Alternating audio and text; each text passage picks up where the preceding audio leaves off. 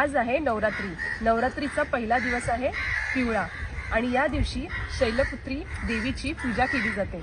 म्हणून मी आज बनवते नवरात्री स्पेशल उपवासाचा अननसाचा शिरा.